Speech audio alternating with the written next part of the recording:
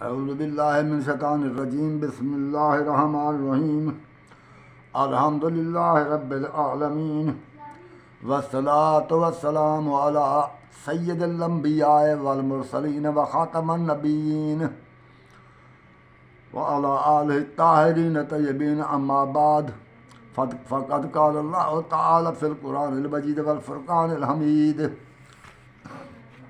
اقیموا الصلاۃ ولا تکونوا من المشرکین صدق اللہ وصدق رسولہ النبی الکریم والحمد للہ رب العالمین اللہم صلی علی محمد وآل محمد۔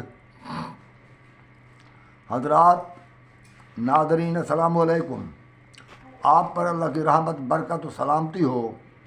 آج 16 دسمبر 2024 ہے۔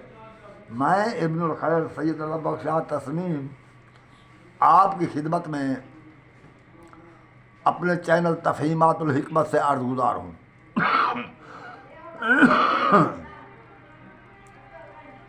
بات یہ ہے، حضرت محمد مصطفیٰ آئے، انہوں نے دین اسلام دیا۔ یہ دین اسلام، یہ قرآن رسول کریم نے دیا اور وہ دین قائم ہو گیا۔ اگر اس قرآن مجید پر سب مسلمان مل کر حرف بحرف عمل کرتے تو یہ دین اور یہ قرآن اپنی تمام مخلوق کے لیے رحمت بن کر آیا تھا اللہ کی طرف سے۔ مگر افسوس یہ ہے، ان لوگوں نے قرآن کو چھوڑ دیا اور یہ فرقوں میں بٹ گئے، اور پھر فرقوں میں بٹ کر آپس میں لڑنا شروع کر دیا۔ قتل و غارت تک نوبت پہنچ چکی ہے۔ ہر جگہ پر مسلمان آپس میں لڑ رہے ہیں، تو انہوں نے اپنے آپ کو کمزور کر دیا۔ ابتدائے یعنی کہ اسلام کے آنے سے، ابتدا سے، رسول کریم کے بعد، بس جو رسول کریم نے آنکھیں بند کی تو یہ گروہوں میں بٹ گئے، اور وہ آج تک پتہ نہیں کتنے گروہ بن چکے ہیں۔ تو انہوں نے قرآن مجید کی حکمت پر کوئی غور نہیں کیا، نہ حکمت حاصل کی ہے، اور یہ صرف اسی بات پر لڑ رہے ہیں کہ آیا یہ حضرت ابو بکر بعد رسول کے افضل البشر ہے یا حضرت علی افضل البشر ہے، اور ان لوگوں کو شرم نہیں آتی۔ یہ فیصلہ قرآن کی طرف کرنا تھا، یہ قرآن کو چھوڑ کر اپنی اندھی عقیدت کے تابع ہوئے۔ پھر لوگ جو غیر مسلم ہیں وہ چاند پر پہنچ کر پھر مریخ پر پہنچنے کی کوشش کر رہے ہیں۔ انہوں نے سمندروں کی تہہ تک دریافتیں کی ہیں، اور انہوں نے زمین کے خزانے نکالے ہیں، اور انہوں نے فلکیات کے بارے سوچا ہے، اب پہنچ رہے ہیں، اور انہوں نے تمام ایجادات کو مورد وجود میں لائے، غیر مسلم۔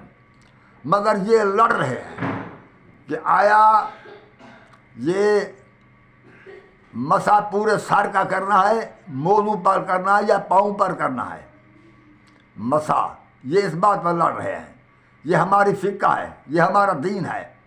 مختلف گروہ بن گئے، ہر شخص قرآن مجید کا نہیں بنتا، قرآن کو اپنا بناتا ہے، اپنی مرضی کے مطابق، اپنی عقیدت کے مطابق وہ اس کے معانی کرتا ہے۔ یہ اکیلے بیٹھ کر اگر یہ کچھ محسوس کرتے، شرم محسوس کرتے، تو یہ لڑائیاں چھوڑ دیتے، یہ جنگ و جدال چھوڑ دیتے۔ ان کا حق تھا، اور یہ اب یہ شام پر تکفیری گروہ قابض ہوئے ہیں، تو ہمارے پاکستان میں مدارس میں ایک دوسرے کو مبارکباد دی جا رہی ہے۔ انہیں یہ بھی معلوم نہیں ہوتا کہ اگر کسی چیز کی علت ظاہر ہو تو اس کا معلوم کیا ہوگا۔ نہ یہ علت پر نہ یہ معلوم پر کوئی غور کرتے ہیں، بس یہ ایسے ناچنا ہی شروع کر دیتے ہیں۔ یہ اب میں جہاں تک سمجھتا ہوں، یہ شام جو ہے شاید یہ بھی افغانستان نہ بن جائے، جو سفیانی رسول کریم نے فرمایا تھا شام میں آئے گا، یہ ابو محمد جولانی یہ وہ سفیانی نہیں ہے، مگر ہے اسی قبیل سے، اسی فطرت پر، اسی نظریے عقیدے پر، یہ وہ تو نہیں ہے۔ بہرحال یہ چھوٹا ہے، وہ بڑا بعد میں آئے گا۔ اور یہ بھی ہو سکتا ہے کہ تفرقہ کی جنگ ہو، قتل و غارت ہو جائے۔ اگر تفرقہ کی جنگ نہ ہو تو یہ مختلف گروہ آپس میں لڑ جائیں گے، یہ دوسرا افغانستان بن جائے گا۔ اور اسرائیل بہت سے شام کے بہت سے علاقے پر قبضہ کر چکا ہے، اور اس کا قبضہ صرف ہوس ملک گیری کی بنا پر نہیں ہے، بلکہ وہ اپنی دفاعی ضروریات کے پیش نظر شام کے ایسے مقامات پر قبضہ کرے گا جہاں وہ کھڑے ہو کر ہر طرف دور تک وہ اپنے نشانے بھی بنا سکے گا، اور وہ یعنی کہ دفاعی اہمیت کی جگہ پر قبضہ کرے گا۔ پھر ان کو پتہ چلے گا، شام کی دفاعی قوت کو بالکل وہ کمزور کر دے گا۔ پھر ان کو پتہ چلے گا کہ بشار الاسد کی حکومت اچھی تھی یا یہ تکفیری گروہ اچھے ہیں۔ یہ صرف 6 ضرب 12 انچ داڑھی رکھانے والا اسلام کے قانون نہیں لا سکتا، اور نہ اسلام کو ترقی دے سکتا ہے۔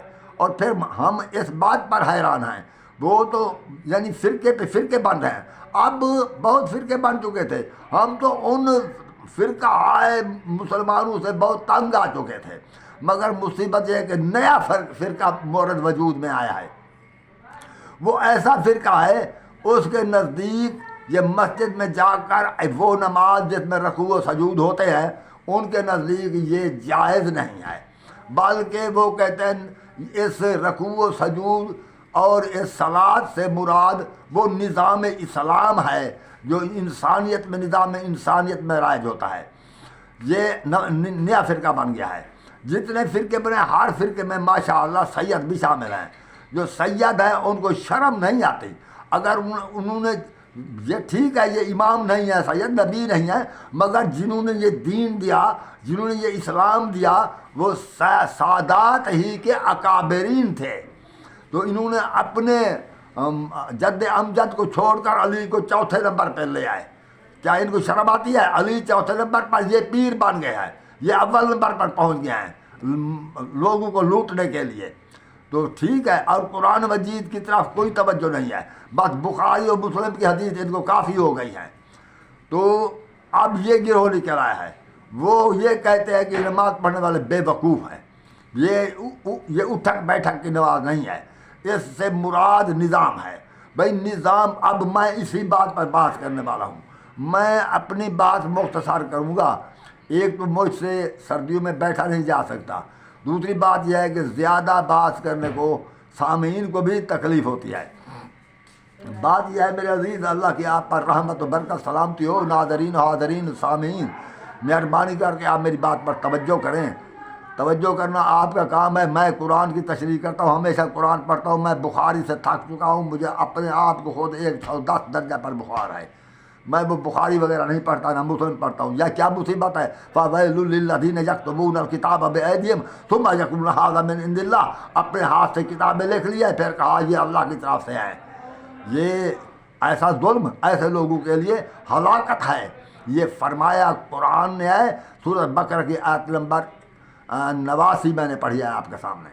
تو آپ کی مرضی ہے، آپ وہی کتابیں پڑھتے رہیں، قرآن چھوڑ دیں، یا آپ کی قرآن کی طرف آئیں، یا کہ میں قرآن نہیں سمجھا رہا۔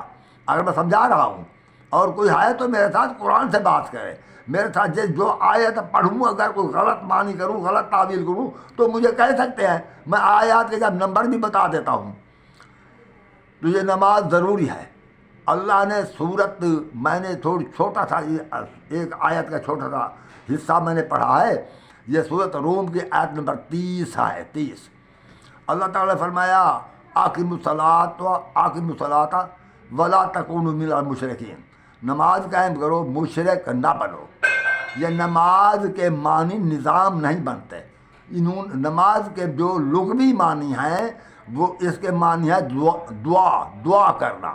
یہ نماز صرف مسلمان نہیں پڑھتے، بلکہ یہ یہودی بھی پڑھتے ہیں، عیسائی بھی نماز پڑھتے ہیں جو مذہبی پابند ہیں مذہب کے، ہندو نماز پڑھتے ہیں، سارے نماز پڑھتے ہیں۔ ہر مذہب جن کی طرف نبی آیا ہے وہ نماز پڑھتے ہیں، اور زبان ان کی اپنی اپنی ہے۔ ہندو جو نماز پڑھتے ہیں وہ ہندی میں پڑھتے ہیں۔ یہ ایک اور بات ہے کہ وہ مشرک ہو گئے ہیں، وہ آگے بت رکھ دیتے ہیں، مگر بات یہ ہے پڑھ تو رہے ہوتے ہیں، ہوتی تو وہی نماز ہے، پڑھتے تو وہ بھی ہے۔ اور جو اوقات ان کے لیے رکھے گئے ہیں، وقت مقرر کیے ہیں اللہ نے، وہی وقت ہمارے لیے ہے۔ انہوں نے اوقات قرآن کو چھوڑ کر خود مقرر کر لیے۔ اور اسی طرح یہودی نماز پڑھتے ہیں، اور بائبل مقدس کو دیکھے، پیغمبر نماز پڑھتے تھے باب دانییل میں، بائبل مقدس باب دانییل میں، جسے ہم حضرت دانیال علیہ السلام کہتے ہیں، اسے بائبل میں دانییل کہا گیا ہے۔ یہ نبی ہے دانییل۔ اس کے متعلق ہے کہ جب نوشتہ پر دستخط ہو گئے تو پھر وہ اپنی دانییل اپنی کوٹھڑی میں آیا، اور اس کی کوٹھڑی کا دروازہ یروشلم کی طرف کھلا تھا۔ وہ دن میں 3 مرتبہ خدا کے حضور گھٹنے ٹیک کر دعا اور زاری کرتا رہا۔ کیا وہ نظام قائم کر رہا تھا کوٹھڑی میں؟ وہ گھٹنے ٹیک کر نظام قائم کر رہا تھا۔ تو یہ انہوں نے نظام کی بات کیا۔ اگر یہ نظام کے بات ہوتی، نظام کے ایک تو بات یہ ہے کہ اللہ نے بالکل ہر ایک جز کو بیان کیا ہے، یعنی یہ کہ اللہ کے ساتھ کسی کو شریک نہ بنانا، اور یہ ہے کہ والدین کے ساتھ احسان کرنا، قریبیوں کے ساتھ، یتیموں کے ساتھ، بیواؤں کے ساتھ، مسکینوں کے ساتھ، مسافروں کے ساتھ، سائلین کے ساتھ، اپنے گھر والوں کے ساتھ، بچوں کے ساتھ، نوکروں کے ساتھ، ہر ایک کے ساتھ اللہ نے احسان کرنے کا حکم دیا ہے، اور روکا ہے کہ کسی کو ستانا نہیں، کسی کو غمگین نہیں کرنا، کسی کا قتل نہیں کرنا، چوری نہیں کرنا، ڈاکہ نہیں مارنا، یعنی کہ فحش برائی سے دور رہنا ہے، جھوٹ نہیں بولنا، اور ایک دوسرے کی جاسوسی نہ کرو۔ یہ بہت کچھ قرآن مجید میں آ چکا ہے۔ اگر میں یہ نظام کو بیان کرنا شروع کر دوں تو مجھے تو شام ہو جائے گی۔ میں اس لیے آیاتیں نہیں پڑھتا، میں آپ کو بتا رہا ہوں، قرآن آپ بھی پڑھ لیں، آپ دیکھ سکتے ہیں کہ ایک دوسرے کو سلام کرنا، اور ایک دوسرے پر کے وہ برے نام نہ رکھنا، تو ایک دوسرے پر چگلی نہ کھانا، ایک دوسرے کی توہین نہ کرنا، ایک خواہ بخواہ کسی کو خراب نہ کرنا، خجل نہ کرنا، یہ سب باتیں قرآن میں بیان ہیں۔ تو حتیٰ کہ تکبر نہ کرنا، زمین پر زور سے پاؤں مار کر نہ چلنا، کسی سے ٹیڑھا منہ کر کے بات نہ کرنا، اور اسی طرح کوئی نشہ آور چیز استعمال نہ کرنا، جوا نہ کھیلنا، یہ ہر چیز جو ہے فضول بات نہ کرنا، یہ ہر چیز نظام ہے یہی۔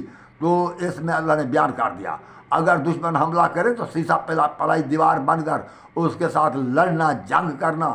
یہ اگر وہ جنگ نہ کریں تو پھر اس کے ساتھ جنگ نہ کرو، اسی کے ساتھ جنگ کرو جو تمہارے ساتھ لڑے، اسی کو قتل کرو، جو نہ لڑے اسے قتل نہ کرو، چاہے وہ کافر ہو یا مسلمان ہو، کوئی بھی ہو۔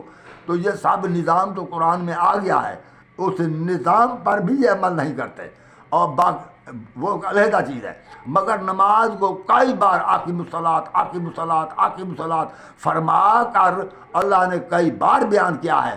تقریباً یہ تو 100 سے زیادہ، 115 یا 120 30 کی میرے خیال میں مقدار میں، تعداد میں اللہ نے یہ آیات نازل کی ہے نماز کے متعلق۔ اور پھر نماز با جماعت پڑھنے کا حکم دیا ہے، وَارْكَعُوا مَعَ الرَّاكِعِينَ۔ اگر نماز با جماعت، اب میں کچھ آیاتیں پڑھتا ہوں۔ دوسری بات ہے، نظام یہ نہیں ہوتا کہ نظام کے متعلق، یہ نظام کا وقت مقرر نہیں ہوتا۔ اب جہاں تک نظام انسانی کو قائم کرنے کا مقصد ہے کہ معاشرے میں جو ایک نظام، ایک نظم و ضبط ہونا چاہیے، اس کے متعلق جو قرآن نے بیان کیا ہے، یا کوئی نظام ہو تو وہ تو 24 گھنٹے لاگو رہتا ہے، یہ وقت تو مقرر نہیں ہوتے۔ مگر یہ نماز ہے کہ اس کے وقت مقرر ہیں۔ اس میرے دوست میرے کرم فرما نے مجھے کچھ آیات کے نمبر دیا ہے، میں اس کا جواب بعد میں دوں گا۔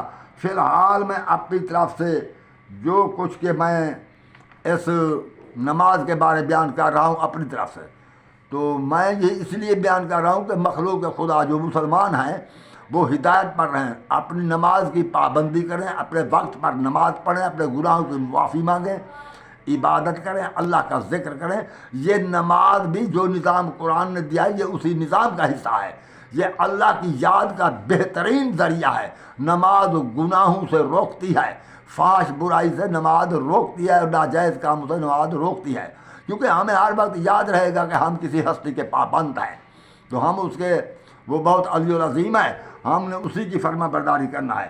تو اللہ رب العزت نے سورہ وہ ہے یعنی کہ سورت بنی اسرائیل. تو اللہ فرماتا ہے اعوذ باللہ من الشیطان الرجیم بسم اللہ الرحمن الرحیم اقم الصلاۃ لدلوک الشمس الی غسق اللیل الی غسق اللیل والقرآن الفجر ان القرآن الفجر کان مشہودا. یہ میں نے سورۃ بنی اسرائیل کی آیت نمبر 78 پڑھی ہے. اللہ فرما رہے ہیں اقم الصلاۃ لدلوک الشمس، نماز قائم کرو سورج ڈھلنے سے، یعنی جب سورج ڈھل جائے. اگر ہم اسے نظام مراد لیں تو اس کا مقصد یہ ہوگا کہ صبح جب اٹھیں ہماری مرضی ہے کہ ہم ڈاکے ڈالیں، چوری کریں، کچھ کریں، مگر جب سورج ڈھل جائے پھر ہم نے نظام قائم کرنا ہے. اور بھائی اگر یہ نظام کے متعلق ہوتا تو یہ وقت بیان نہ ہوتا ہے. جب وقت بیان کیا گیا ہے کہ اقم الصلاۃ لدلوک الشمس الی غسق اللیل، اور نماز سورج ڈھلنے سے پڑھو قائم کرو، اور پھر رات کے چھا جانے پر والقرآن الفجر، اور پھر صبح کا قرآن ان القرآن الفجر کان مشہودا، کہ صبح کا قرآن جو ہے یہ گواہی دیا جائے گا. آپ ہو سکتا ہے کچھ ملا ایسے بھی ہوں گے وہ کہے گے یہ تو قرآن صحیح پڑھ نہیں سکتا، زبر کی غلطی ہوگی، زیر کی، مخارج کے ساتھ نہیں پڑھتا، میں بالکل نہیں پڑھ سکتا. مگر میں یہ کہتا ہوں، میں سمجھا رہا ہوں، سمجھ تو سکتا ہوں، میری سمجھ پر تنقید کریں کہ میں اگر اس کی غلط تشریح کروں تو مجھے بھی آپ ذرا کمنٹس میں یا کسی صورت جواب دیں. تو بہرحال یہ ایسی غلط باتیں نہ کیا کریں، قرآن میں جو سمجھنے اس پر عمل کرنے کی کوشش کریں. اور اس کے علاوہ سورت قاف کی آیت نمبر 39 اور 40 پڑھ رہا ہوں، جہاں اللہ تعالیٰ فرماتے ہیں فاصبر علی ما یقولون، یہ تجھے جو کچھ کہتے رہیں، جو تم پر اعتراضات کریں تو ان کی تو برداشت کر، صبر کر، تو ان کی باتوں پر صبر کر. فسبح بحمد ربک، اپنے رب کی تسبیح پڑھ قبل طلوع الشمس، سورج نکلنے سے پہلے. یہ صبح کی نماز کا ٹائم بتایا جا رہا ہے.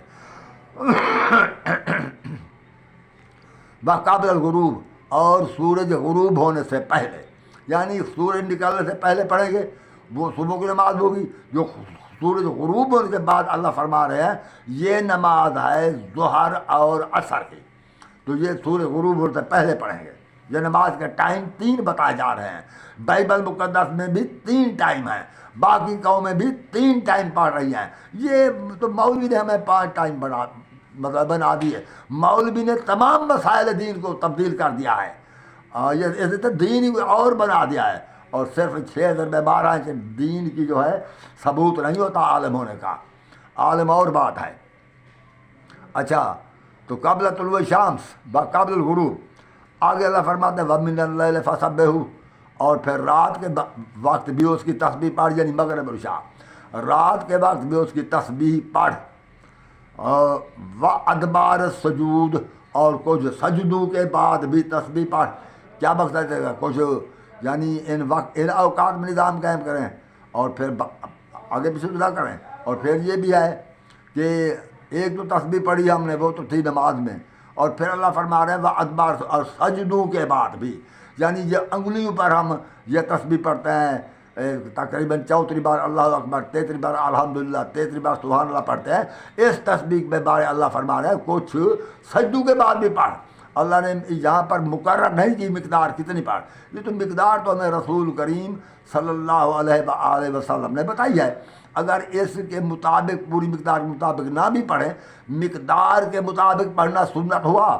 اور ایسے پڑھنا سبحان اللہ و بحمدہ سبحان اللہ العظیم، کچھ اس طرح پڑھ کر پھر کہہ دے سبحان اللہ والحمدللہ ولا الہ الا اللہ واللہ اکبر وللہ الحمد، تو یہ بھی تو مطلب تسبیح ہو گئی. تو اس لیے اللہ فرما رہے ہیں کچھ سجدوں کے بعد بھی تسبیح پڑھ. یہ 3 اوقات یہاں پر نماز کے بتائے جا رہے ہیں، سورج نکلنے سے پہلے، سورج غروب ہونے سے پہلے، اور رات کے وقت. یہ 3 اوقات نماز کے ہیں، اور سجدے کا ذکر ہے، اور کچھ سجدوں کے بعد بھی تسبیح پڑھو. اور اس کے علاوہ یہ سورت حج کی آیت نمبر 77 ہے. سورت حج کی الحج سورہ، اس کی آیت نمبر 77 ہے.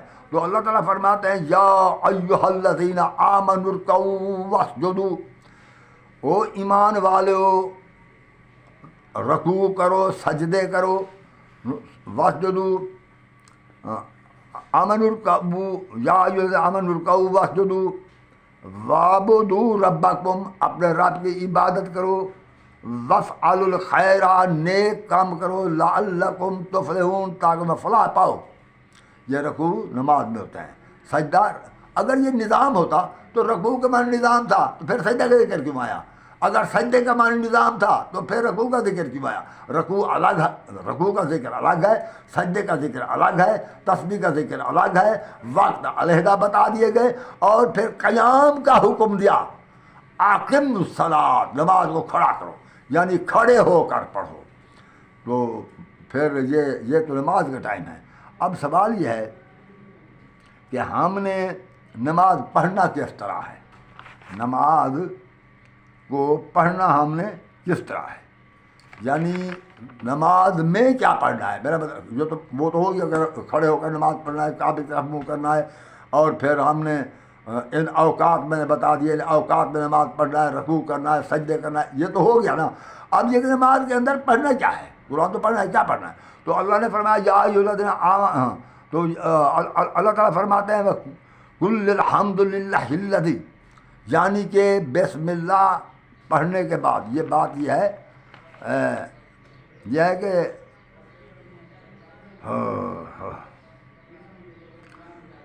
قل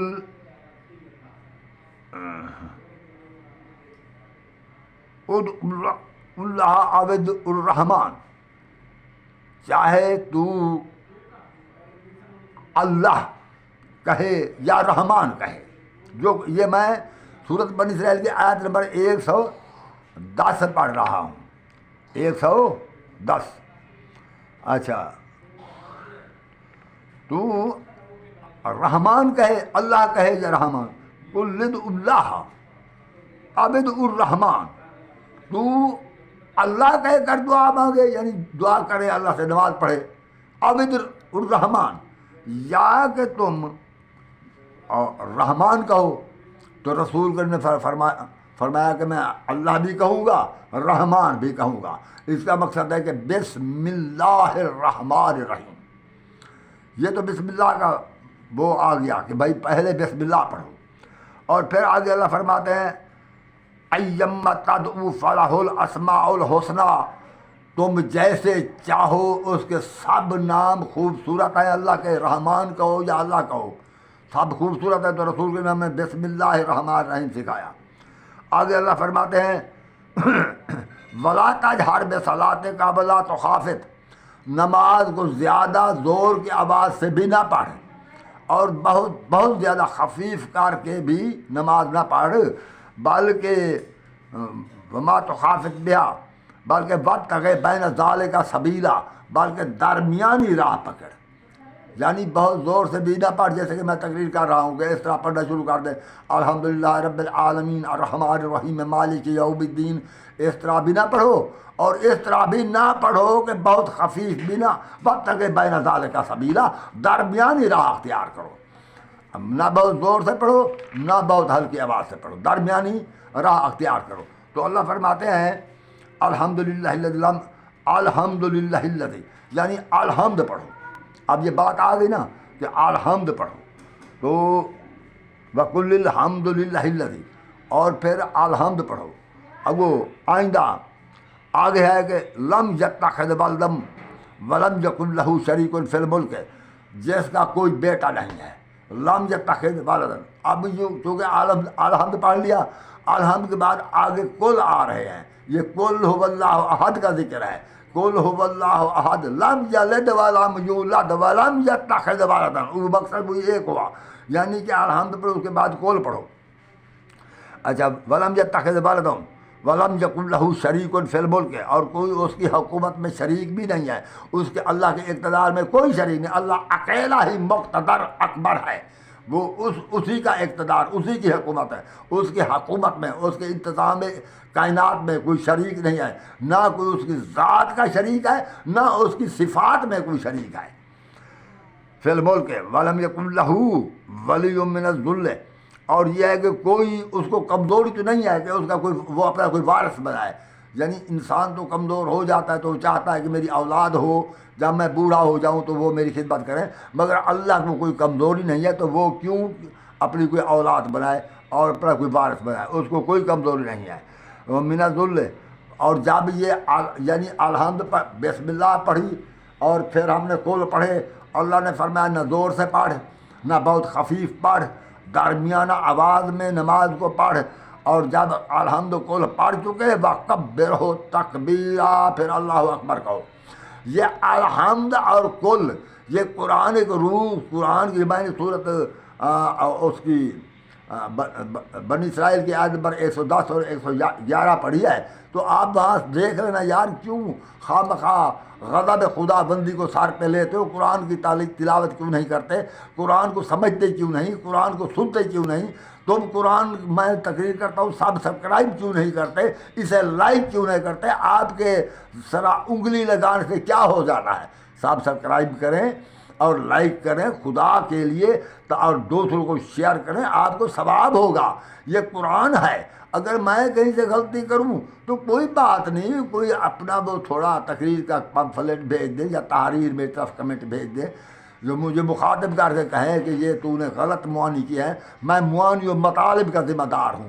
کوئی یہ نہ کہے کہ تو اس زبر کی غلطی ہو جاتی ہے، میں حافظ نہیں ہوں، مجھے آیات یاد تو ہیں مگر میں حافظ نہیں ہوں، مجھے زبر کی غلطی بھی ہو سکتی ہے، بخاری تو میں جانتا ہی نہیں ہوں۔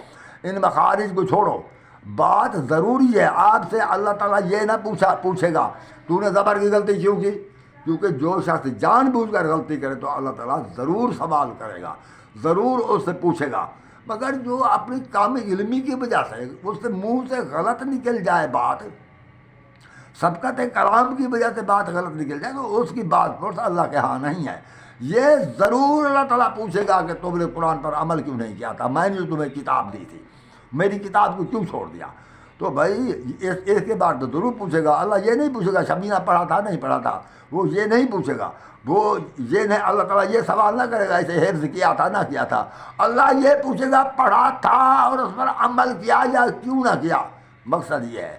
تو اس لیے میں جو تقریر کرتا ہوں آپ کو، یہ قرآن سمجھاتا ہوں، اور میں جہاں تک میری یہ ذہن کام کرتا ہے میں آپ کو سمجھا رہا ہوں، جہاں مجھ سے کوئی غلطی ہو تو آپ مجھے میری غلطی کی نشاندہی کریں، مجھے بتائیں، میں بھی پھر سوچوں گا، اگر آپ غلط ہو اس طرح تبادلہ خیال ہوگا، آپ کے سے غلطی ہوگی تو آپ کو معلوم ہو جائے گا، مجھ سے غلطی ہوگی تو میں تسلیم کر لوں گا۔ تو بات یہ ہے، یہ میں نے نماز کا ٹائم بھی بتا دیا، نماز میں جو کوئی پڑھنا ہے وہ بتا دیا، نماز کا جو طریقہ ہے وہ بتا دیا۔ اب بھی اگر کوئی بھائی خدا کے واسطے نماز قائم کرو، نماز قائم کرو، مشرک نہ بنو، یہ اب نیا فرقہ نکل رہا ہے جو نماز نہ پڑھنے کا قائل ہے۔ ایک آدمی تو یہی ہمارے پاس ہے، میں ان کا نام نہیں لیتا، میرے دوستوں میں شامل ہے، ہاں مجھے کئی بار کہتے ہیں بھائی خدا کے لیے کیا کر رہے ہو تم، وہ اس وقت جب وہ مجھ سے کہتے ہیں بھائی نماز ضروری ہے، فرض ہے، یہ تم کیسی بات کرتے ہو، اس وقت خاموش ہو جاتا ہے، پھر کچھ دنوں کے بعد اس کی بات وہی ہوتی ہے کہ یہ نماز نہیں، نظام قائم کرنا ہے۔ اور ایک آدمی نے مجھ سے مخاطب ہو کر ڈی جی خان سے فون کیا تھا کہ یہ نماز نہیں ہے بلکہ بس یہ نظام قائم کرنا ہے، اور تو اگر نماز پڑھتا ہے مجھے کہا تو میں تیرے سے بات بھی نہیں کرتا، میں یہ تو بات ٹھیک ہے کیونکہ میں دین سے خارج ہو گیا ہوں، میں نماز پڑھتا ہوں، تو اس نے تو رابطہ ہی چھوڑ دیا۔ اور ایک اور آدمی بھی مجھے ملا، وہ بھی فون پر رابطہ ہوا، اور اس نے بھی یہی کہا کہ نظام قائم کرنا ہے، یہ نماز نہیں پڑھنا۔ تو 3 آدمی مجھے ملے ہیں، تو میں نے سوچا شاید، اور وہ ایک مقام کے نہیں ہیں، ایک ڈی جی خان کا ہے، دوسرا میرے علاقے کا میرے پاس رہنے والا آدمی ہے، ہم ایک دوسرے کے ہمسائے ہیں، اور تیسرا جو ہے وہ بہت دور کا آدمی ہے، میں کسی کا نام نہیں لینا چاہتا، ہو سکتا ہے وہ ناراض ہو جائیں، بہرحال وہ بھی ہے۔ 3 آدمی ملے ہیں جنہوں نے کہا یہ نماز نہیں ہے بلکہ عاقم الصلاۃ کا مطلب ہے نظام قائم کرو۔ اور افسوس یہ سورۃ نمل میں وہ ذکر ہے نا کہ چونٹی نے کہا کہ سلیمان کا لشکر آ رہے ہیں، اے گروہ چونٹیاں اپنے اپنے گھروں میں گھس جاؤ، یعنی وقالت النملۃ، ایک چونٹی نے کہا یا ایھا النمل، اے چونٹیوں گھس جاؤ تم اپنے اپنے بلو میں، تو وہ اس کے معنی یہ کرتا ہے کہ نملہ ایک بستی تھی، تو یہ ہے یہ چیونٹی کا ذکر نہیں ہے، نملہ ایک بستی تھی، اب وہ اتنا بھی نہیں سوچ سکتا، بھلا بستی تھی اور بستی کو وہ پاؤں تلے روند کر چلے جاتے، ان کو پتہ بھی نہ چلتا، جبکہ آیت میں ذکر یہ ہے کہ سلیمان کا لشکر آ رہا ہے، ہو سکتا ہے یا تمناکم ولاہم لا یشعرون، وہ تمہیں پاؤں سے کچل دیں، انہیں علم بھی نہ ہو۔ آیت اس طرح ہے، وہ کہ بستی تھی، نمل چیوٹی نہیں، نہ بستی تھی۔ اور میں کہتا ہوں قرآن کو پڑھو انسانیت سے، وہ کہتا ہے اب تو یہ معنی بھی تبدیل ہو گئے، اب یہ وہ عربی نہیں رہی جو قرآن مجید کے وقت تھی، اب وہ تو قرآن کو منسوخ کیے بیٹھا ہے، اس کا یہ بھی خیال ہے، وہ ہر آیت کو کوئی اور معنی کرتا ہے۔ میرا خیال ہے یہ ہے تو صحیح، کوئی ہے صحیح کہ کوئی ہے اور نیا آ گیا ہے، کوئی علامہ صاحب جس نے دین محمد میں یہ نقب لگائی ہے، تو مہربانی کریں نماز قائم کریں۔ میں آپ سے یہی عرض کروں گا، بالکل باقاعدگی سے نماز پڑھیں۔ اچھا جی، اگر نہیں پڑھنا تو اللہ اس لیے ہمیں جہنم میں داخل نہیں کرے گا، تو ہم نے نماز کیوں پڑھی تھی؟ اگر پڑھنی ہو ہم نہ پڑھے تو جہنم میں جائیں گے، اگر نہ پڑھی نہیں ہو تو ہم اللہ کو سجدے کو کر رہے ہیں، ہمیں اللہ جہنم نہیں بھیجے گا۔ تو مہربانی کریں نماز پڑھیں۔ مجھے پتہ ہے سردی ہے، اٹھنا پڑتا ہے، ٹھنڈے پانی سے وضو کرنا پڑتا ہے، کوئی بات نہیں ہے۔ ہر پوری دنیا میں جو اہل مذاہب ہیں وہ بھی یہ اپنا وہ کر رہے ہیں، مطلب ہے وہ بھی وضو کر رہے ہیں، وہ بھی نمازیں پڑھ رہے ہیں، بلکہ پچھلی امتوں پر تو یہ تھا کہ نہا کر نماز پڑھو، اور ہم تو یار وضو کر لیتے ہیں۔ تو مہربانی کرو نماز پڑھو۔ آج کی میری تقریر ختم ہوئی، السلام علیکم ورحمۃ اللہ۔ حضرات سامعین، میں ایک عرض کرتا ہوں، مہربانی کر کے میری یہ خطبات جو ہیں ان کو شیئر کیا کرو۔ میں تو کچھ نہیں، لیسا بیشا انسان ہوں، مگر جو میں قرآن پڑھتا ہوں میں یہ چاہتا ہوں، میری خواہش ہے کہ میرا پیغام بہت سے لوگوں تک پہنچے، تو آپ کی مہربانی ہوگی، اللہ تعالیٰ آپ کو اجر عظیم عطا فرمائے گا۔ سبسکرائب بھی کیا کرو، شیئر بھی کیا کرو، لائک کیا کرو، بہت مہربانی۔ السلام علیکم ورحمۃ اللہ وبرکاتہ۔ یہ سمجھنے کی کوشش کیا کرو، اگر میں کہیں سے غلطی کروں یا آپ کو میری بات غلط نظر آئے تو مجھے آگاہ کیا کرو۔ السلام علیکم ورحمۃ اللہ وبرکاتہ۔